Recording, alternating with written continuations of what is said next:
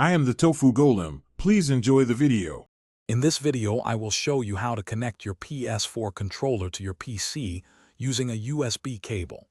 First, grab a standard micro USB cable. It's crucial that this cable supports data transfer, not just charging. Simply plug one end into your PS4 controller and the other into an available USB port on your computer. Your PC should then recognize the controller as a generic gamepad, ready for the next steps. For many PC gamers, Steam provides excellent native support. Once your controller is connected, open Steam and navigate to Big Picture mode. This mode is designed for controller navigation. From there, go to Controller Settings and enable PlayStation configuration support.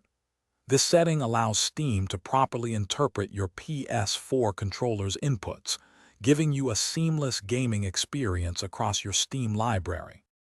If you're playing games outside of Steam or need more advanced customization, DS4 Windows is an invaluable tool. You can download this free open-source software from its official website.